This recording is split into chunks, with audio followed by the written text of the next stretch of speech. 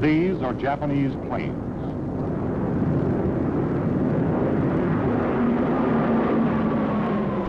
Their destination, Pearl Harbor, Midway, Cavite, Wake.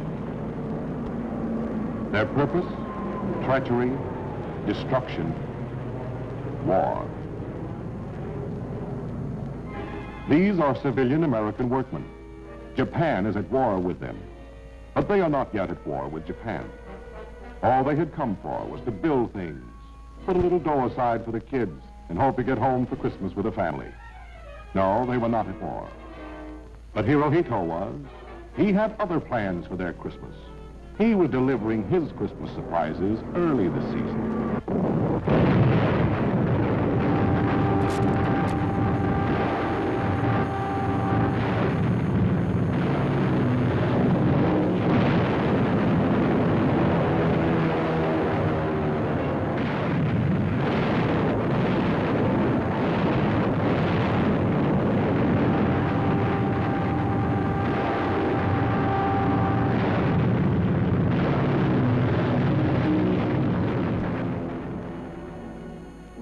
Some of these men wore navy blue, and some wore overalls. But through the enemy bomb sights, they all looked the same, just Americans. We learned many lessons that morning. One of them was the need for giving workmen at advanced bases military training. Civilians, for all their courage, lacked weapons or the ability to use them. If they were wounded, there was no government compensation. If they were captured, they were not entitled to treatment as prisoners of war.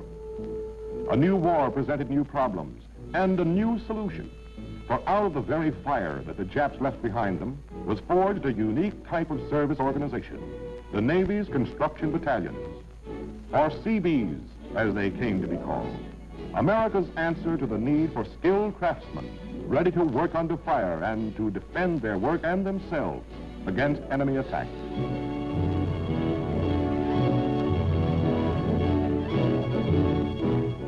All over the country, American workmen met this challenge. Machinists, carpenters, pipe fitters, steel workers, truck drivers, riggers, electricians, painters, welders, divers. From 17-year-old boys just out of trade school to gray-haired veterans of World War I. Swedes from Minnesota, Poles from the coal mines of Pennsylvania, Irish boys from Brooklyn, Scotch, English, Jews, Italians, Negroes, all races, colors, creeds, but all Americans. The skill that helped to build our country goes to war.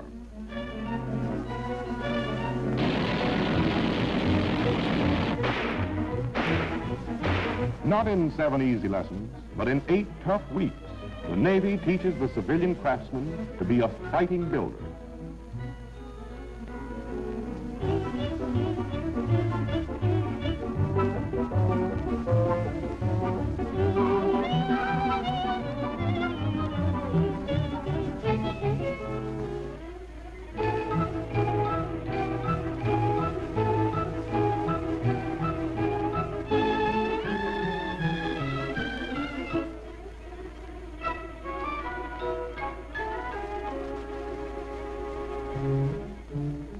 Thousands of individual workers, now forged into one great military organization, pass in review with their motorized weapons, infused with the Seabee spirit.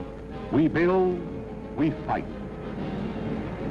Seabees of the Navy, we can build and we can fight. We'll save the way. Ready to build and defend advanced bases from the Arctic to the tropics, a new battalion leaves the training camp at the amazing rate of 1 every other day.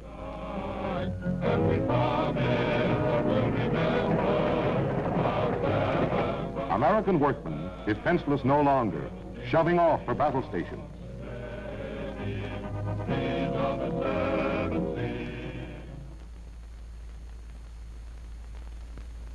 Destination for this Seabee battalion is strategic Dutch Harbor, the first big stepping stone on the road to Adak, Kiska, Attu, an American reoccupation of the Aleutian chain, so vital to our offensive strategy in the North Pacific.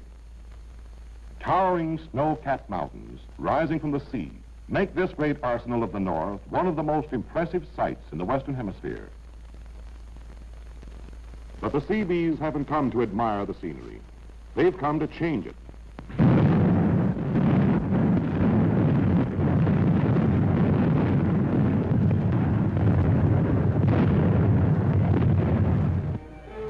The iron jaws of the steam shovels bite into the fallen mountainside. Bulldozers, heavy tanks of construction, level roads where only walls of earth have stood before.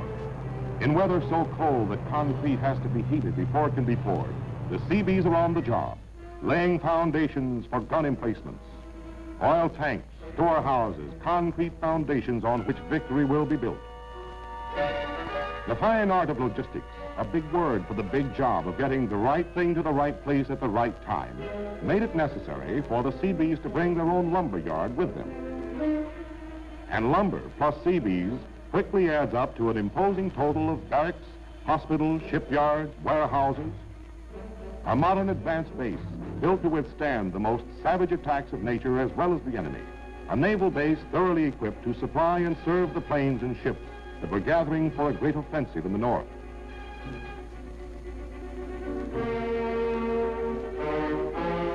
No longer would warships damaged in action have to creep back to Seattle for necessary repairs. When the Seabees promised to have this destroyer out to sea in 36 hours, the skipper said it couldn't be done. But the Seabees' answer became a famous slogan: "Can do."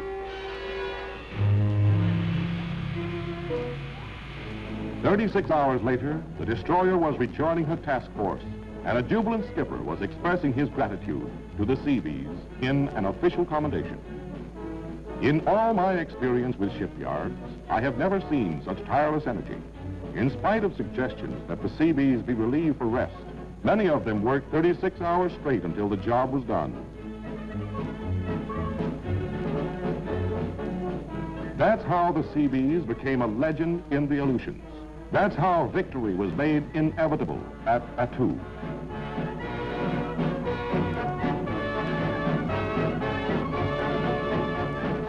If you think of the Aleutians as an arm reaching out into the Pacific, the tip of the index finger pointing toward Japan is Attu.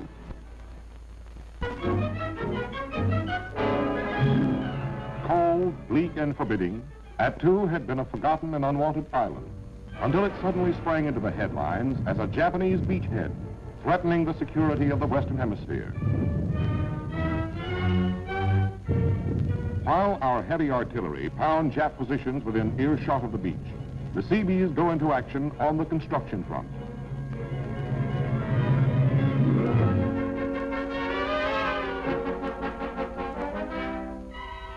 Today's beachhead becomes tomorrow's naval base.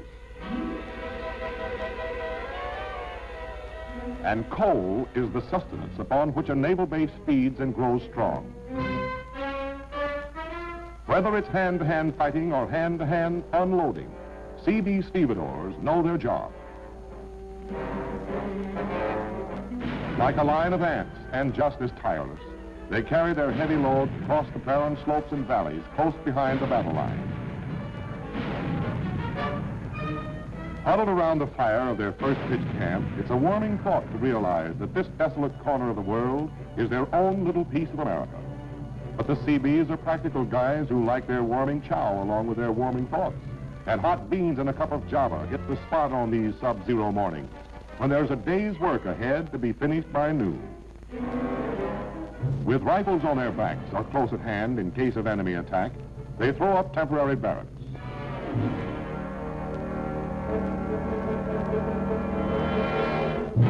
But materials for permanent quarters are on their way. 50 miles of tar paper. And buildings shipped in prefabricated sections that fit together like parts of a jigsaw puzzle. But a puzzle that Seabees solve with lightning speed. For working in perfect teamwork, they shave a few precious minutes off their own record for setting up this unit. A good-sized, modern, and substantial hospital in 5 hours. In the States, gas stations may be opening late and closing early, but the Attu service station does business 24 hours a day. Transforming this barren little island into a flourishing base was a 24-hour-a-day job. or as the Seabees like to put it, a 36-hour-a-day job. But a job that was done and finished in less time than the most optimistic American had hoped, or the most pessimistic Jap had feared. With the Aleutian chain anchored at one end by Dutch Harbor and on the other by Attu, the enemy holding out on Kiska found himself hopelessly cut off from his source of supplies. For thoughtful Americans who like to read behind the headlines, the headline "Yanks retake Attu" had become "Seabees consolidate Attu." With the Aleutians back in American hands, hands that not only fired accurately, but built swiftly, the finger pointing toward Japan clenched into a fist that could strike a direct and punishing blow at the enemy's heart. From other points in the Pacific, the left hook was being planned. The Seabees put Midway back on the map. At Pearl Harbor, officers of the Civil Engineer Corps assisted in the salvaging of ships that had been irreparably lost, according to the Japanese press. A strange name, the far-off Solomons, became a household word: Guadalcanal.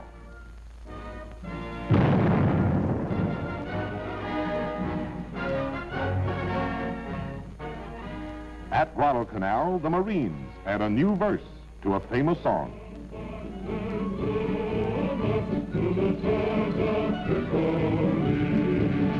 We fight our country's battles on the land and on the sea. The Marines sing a fighting song, but their most extravagant words were an understatement at Guadalcanal.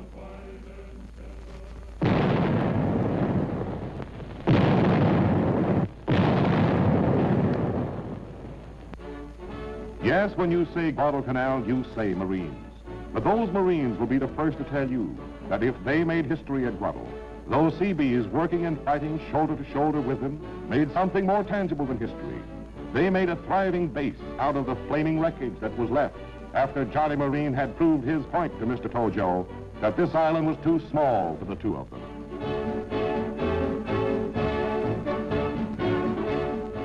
With possession of Henderson Field, conclusion jumpers were congratulating each other on our domination of the South Pacific. For after all, wasn't Henderson Field the key to the Solomons? Yes, we had wrested a key from the Japs that was going to open some mighty important doors. But before that key could turn a single lock, it was badly in need of repair. The Seabees, digging into that airfield with the same fighting spirit as the Marines had hit the beach, repaired 53 shell and bomb craters in 48 hours.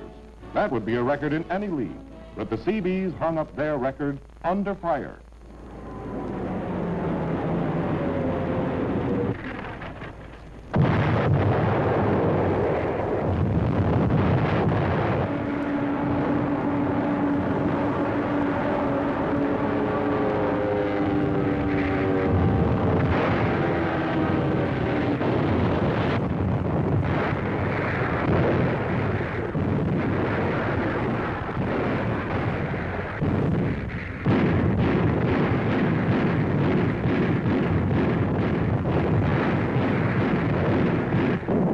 Who got this one was a shipfitter first class, but he seems to be a first-class gunner, too.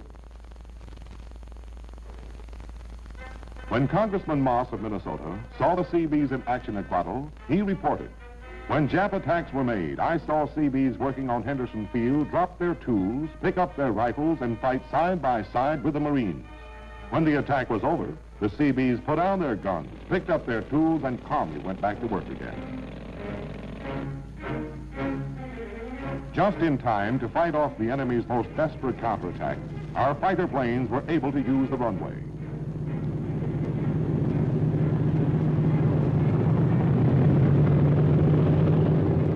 But the Seabees didn't stop for any bows. They knew it was their job to put Guadal on the offensive. Widen the field. Lengthen the runway. Place the fill. Grade the surface. Level it off. Make it navigable, not only for fighter planes, but for flying fortresses. In so short a time that even the slant eyes of the enemy opened wide, the field is ready.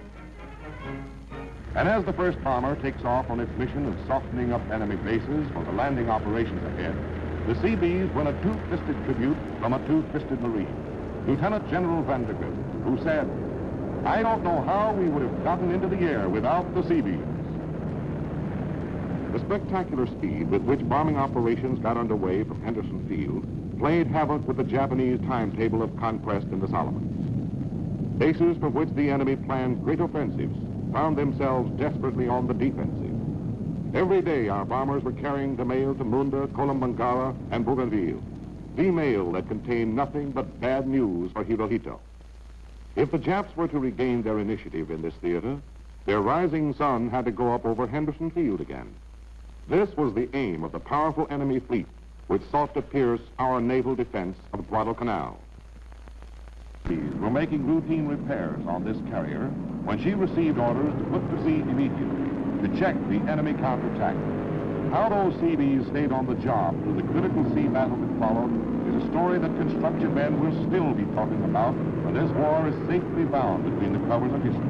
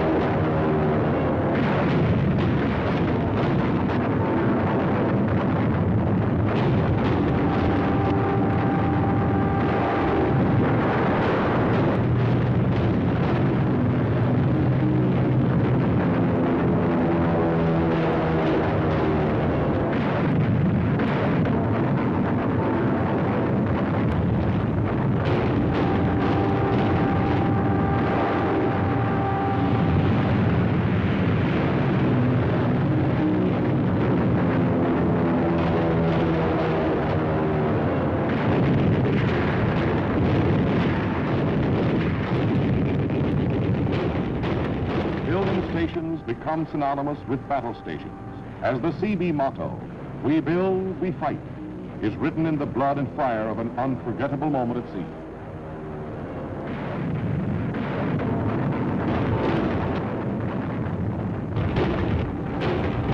When the last bomber was fought off, the last tongue of flame smothered out, she was a battered ship, a badly crippled ship, but thanks to our fighting builders, a ship that lived to fight and strike again. From skipper to ordinary seaman, every man aboard had played over his head. And for those 75 Seabees, Admiral William F. Halsey, Jr., commander of the South Pacific area, had a special word of praise. Your commander wishes to express to the men of the construction battalion his appreciation for the services rendered by you in effecting emergency repairs during action against the enemy. I hereby commend them for their willingness, zeal, and capability. The Seabees can do.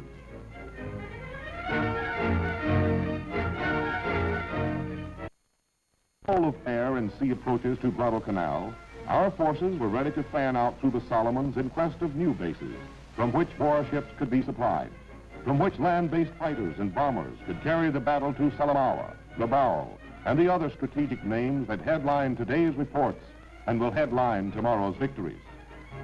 Halfway between Guadalcanal and the enemy stronghold at Bougainville, Rendova was just another South Pacific jungle until the Japs made it an important stopping-off place on our itinerary. D-Day, H hour at Rendova. The same clammy mist that concealed our landing operations from the enemy might also be concealing Jap snipers and machine gun nests waiting for us in the harbor.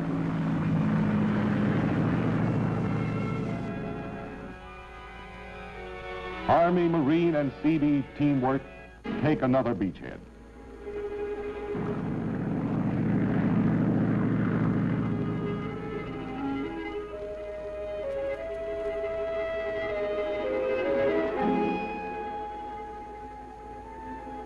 Advanced scouts move inland, hunting the big game that stalks this jungle, hunting Japs.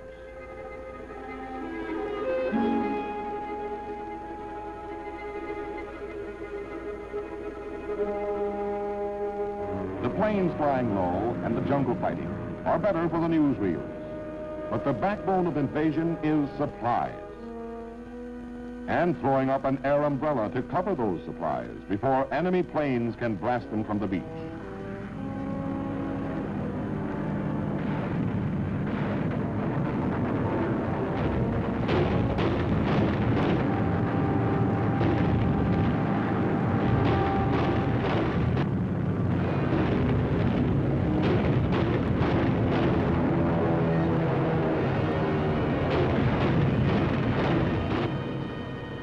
When Seabees look at a fire, they see more than smoke and flame. They see construction to be restored, defenses replaced, metal to be salvaged, dressing stations set up.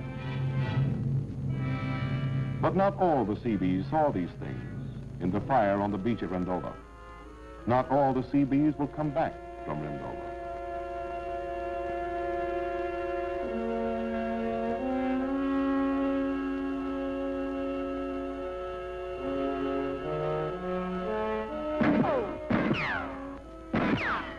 Their emperor has promised them a warrior's heaven, and our boys would rather have them there than on the island of Rendova.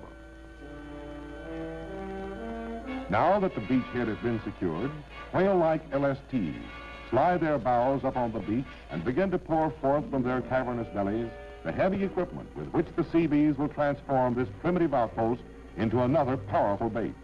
Heavy trucks churn their way through the mud and undergrowth. And if they bog down, there's always a good old bulldozer, as versatile as a Seabee himself, to come to the rescue.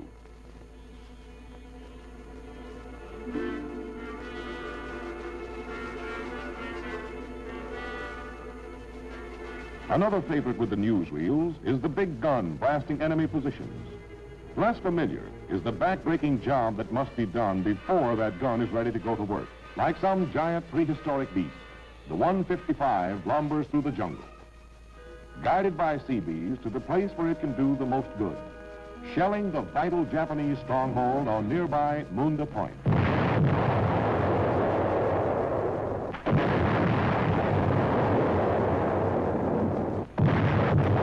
Munda.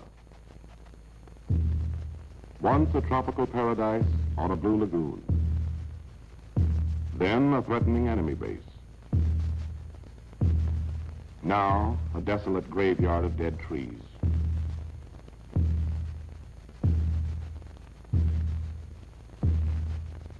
Dead planes. Dead Japanese ambitions. And dead Japanese soldiers. Even the Munda landing strip is dead, with gaping shell holes in its sides. But wherever the Seabees land, the odor of death is quickly overcome.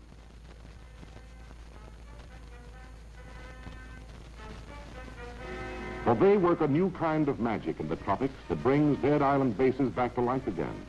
But their magic has a simple formula, 1 part sweat and 1 part know-how. The Seabee word for getting materials where you can find them. In this case, tropical coral to surface the shell-pocked landing strip. Imperative that landing strip be readied as soon as possible. That was the message from headquarters. At Munda, the impossible, what even Air Corps authorities considered impossible, the Seabees accomplished in 5 days.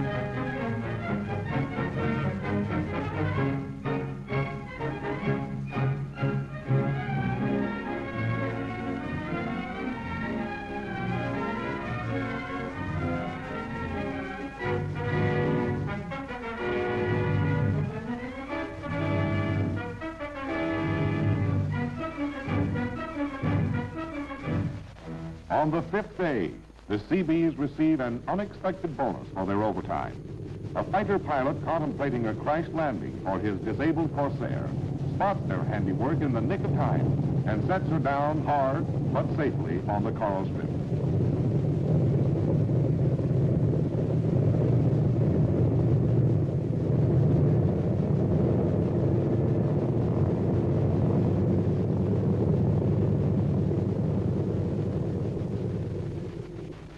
A wordless but eloquent tribute to the Seabees. The roar of powerful engines, the din of air traffic, incorporates Munda into the intricate network of allied bases in the South Pacific. Munda has risen from the dead.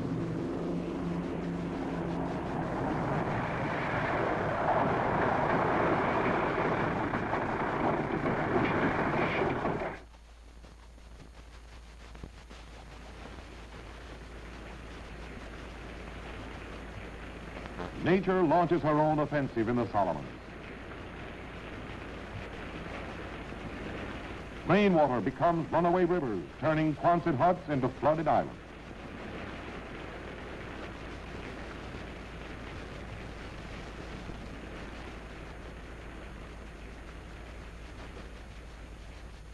Roads which the Seabees cleared and surfaced are swallowed in mud. Breeding ground for a malignant enemy even more deadly and treacherous than the Jap. This enemy, sighted in a microscope, the Anopheles mosquito, strikes silently behind the lines with a devastating weapon. Malaria. The one fear in the minds of brave men, for it has decimated combat forces and postponed military offensives. A tragic toll of American lives has been taken in the struggle against this insect army in the tropics.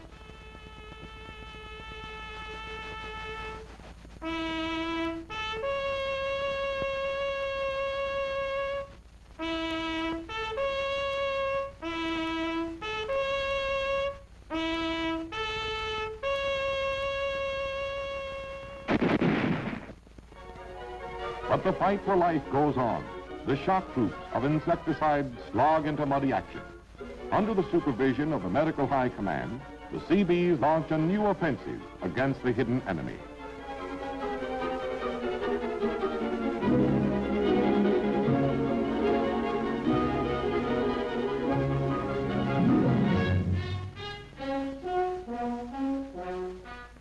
Vigilant sentinels of the water supplies, the Seabees install filtering systems to prevent the enemy from sneaking into camp. For the streams are tropical sirens, beautiful but full of death. But like our enemies, malaria fights a losing battle. The water runs pure and the men grow strong. Vitality surges through the base again. American laughter, healthy appetites, spiritual strength. Another triumph in the Seabees' constructive conquest of the tropics as they go blasting their way through the South Pacific.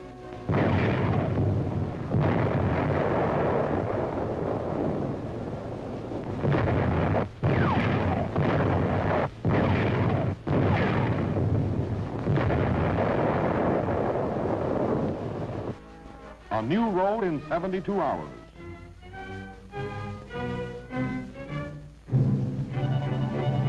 1,200 Quonset huts in 8 days.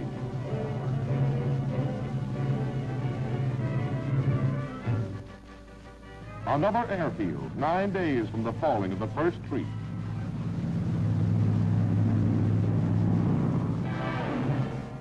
And so the work goes on.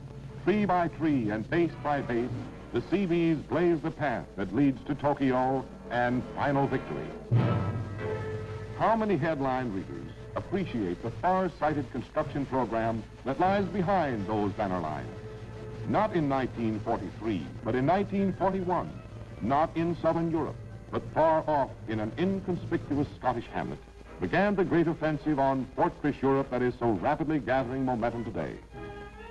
Here the Seabees, under the very nose of the Luftwaffe, completed the base from which Anglo-American combined operations launched its initial drive in the European theater. Before the Navy's builders arrived, There was nothing here but an ancient fishing pier. 2,400 feet of ocean-going docks had to be constructed on the Clyde to accommodate our invasion forces, shoving off for their African adventure.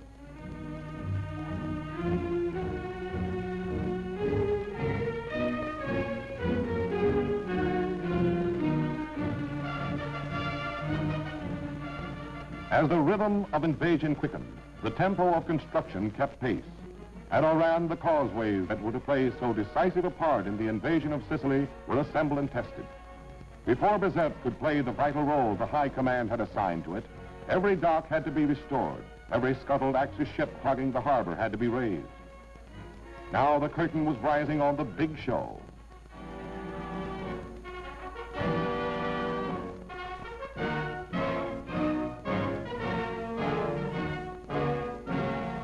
Bound for Sicily, the largest armada the world had ever seen. While the democratic people of the world held their breath, more than 2,000 vessels labored through angry seas to bring the war to Mussolini's doorstep.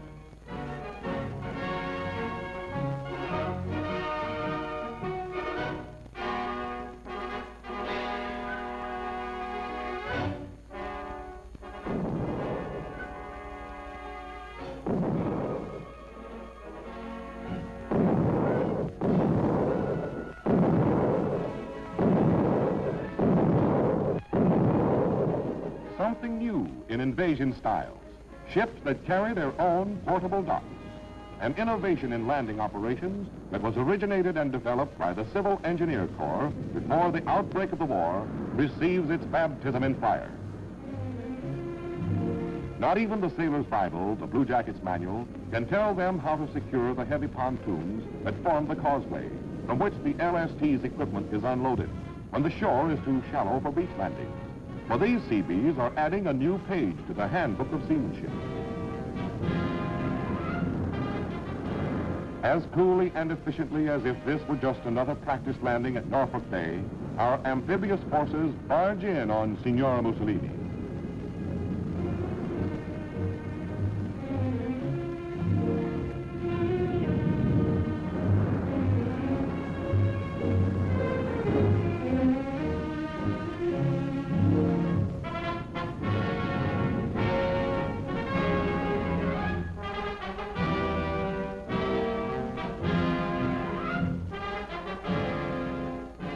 An operation that had become routine in trial landings is a severe test of courage and skill as the causeway, cut loose from the LST in a choppy surf, sweeps in to shore on its own momentum.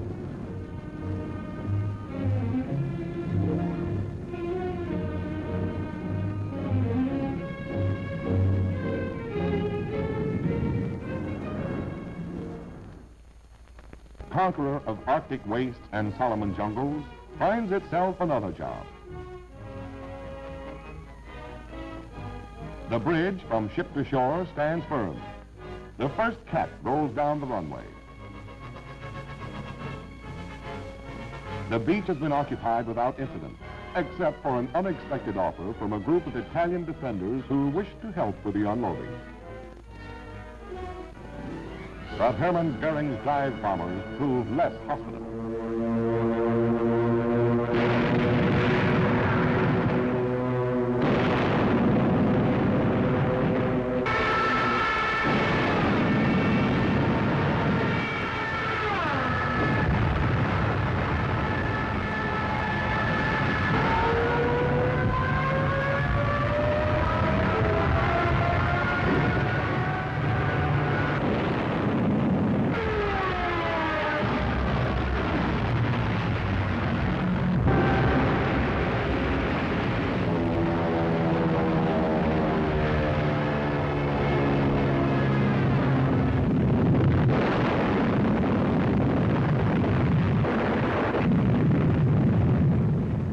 But if one LST is lost, dozens pour forth their devastating cargo. And the rumbling of heavy equipment across the causeways is the thunder before the storm that is soon to sweep fascism out of Italy.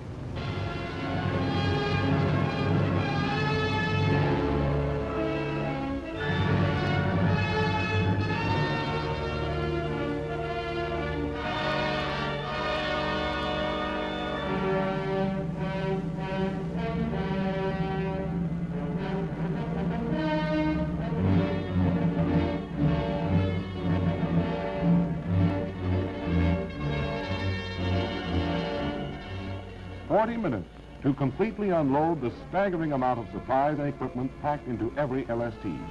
Another record for the Seabees. Another reason why our invasion technique electrified the world.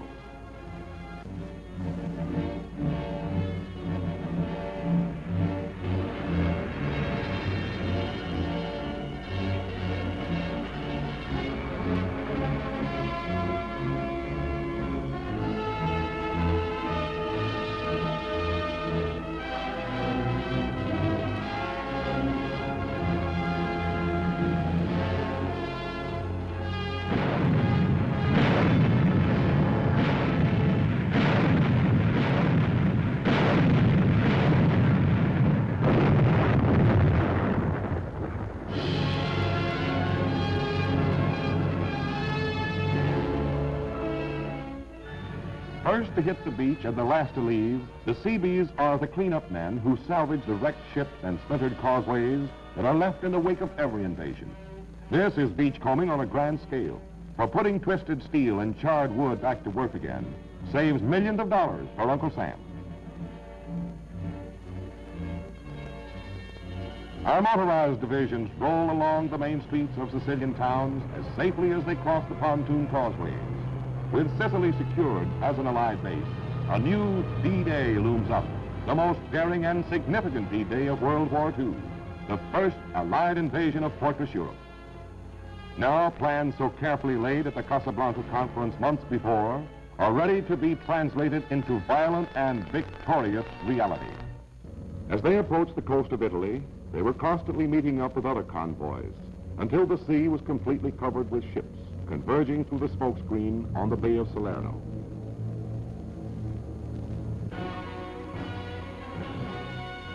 LSTs were loaded with bulldozers, tractors, and other Seabee as well as infantry equipment. The sea was calm and beautiful. But that was only the lull before the storm, the most terrible man-made storm that was ever seen.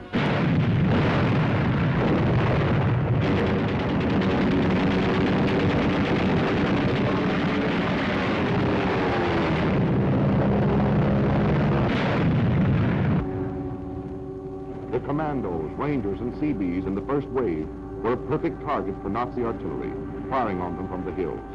But they held on. Sudden death was in the air and hidden in the sea. One of the first pontoons dropped over the side, hit a mine before it could leave the LST. There were 35 Seabees on that pontoon. A bathing beach where fun-loving Italians used to sun themselves in peaceful days was soaked in blood. When you're in the spot our boys were in that night, it helps to feel that gun in your hand and to know you can return blow for blow.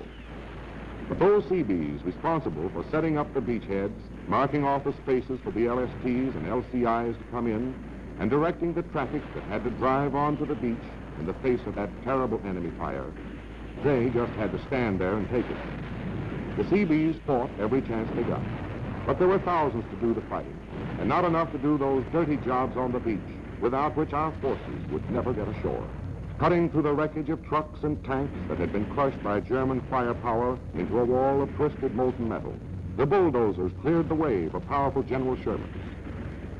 While the battle raged, the Seabees threw up impromptu storage houses for ammunition and equipment, and dressing stations for the wounded, where men who would have bled to death could be treated in time to bring them back to life and to their homes again. First inch by inch, then foot by foot, and finally yard by yard, our troops fought their way up the beach, now littered with broken machines and broken men.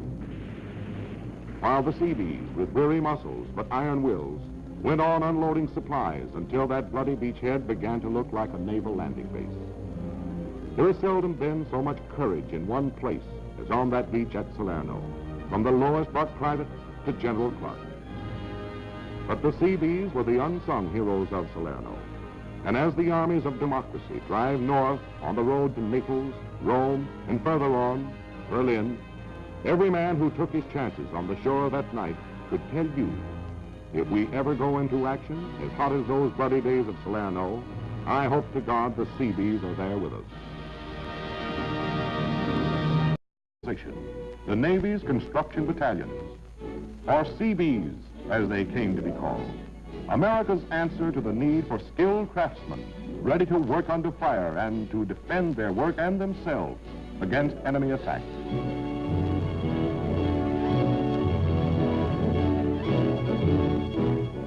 All over the country, American workmen met this challenge. Machinists, carpenters, pipe fitters, steel workers, truck drivers, riggers, electricians, painters, welders, divers. From 17-year-old boys just out of trade school to gray-haired veterans of World War I.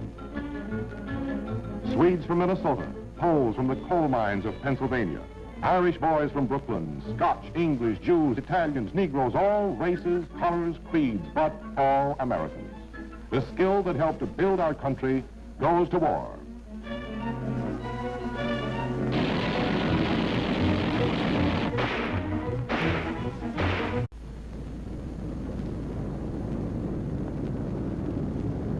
These are Japanese planes.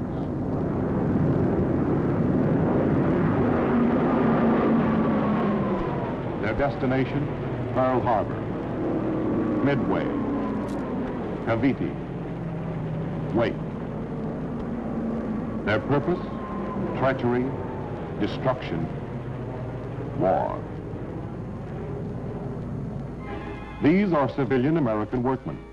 Japan is at war with them, but they are not yet at war with Japan. All they had come for was to build things, put a little dough aside for the kids, and hope to get home for Christmas with a family. No, they were not at war. But Hirohito was. He had other plans for their Christmas. He was delivering his Christmas surprises early this season.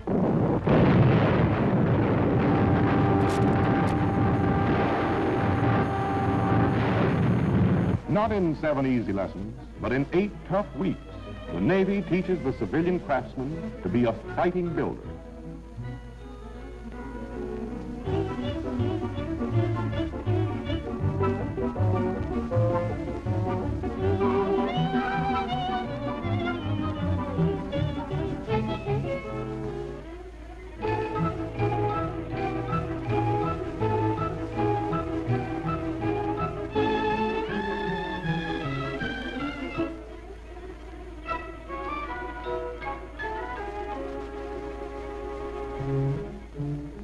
Thousands of individual workers, now forged into one great military organization, pass in review with their motorized weapons, infused with the Seabee spirit. We build, we fight. Seabees of the Navy, we can build and we can fight. We'll pave the way. Ready?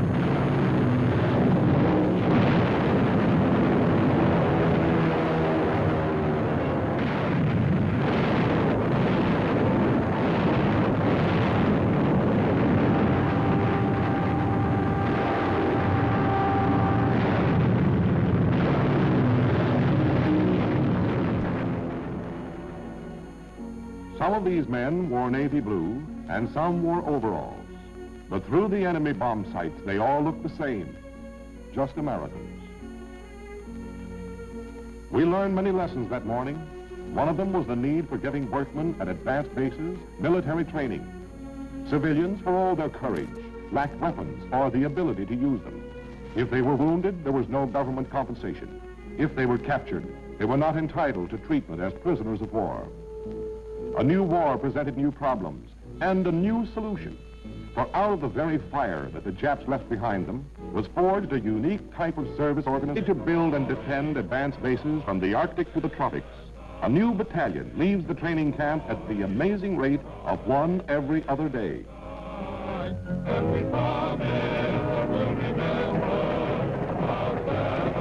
American workmen defenseless no longer, shoving off for battle stations.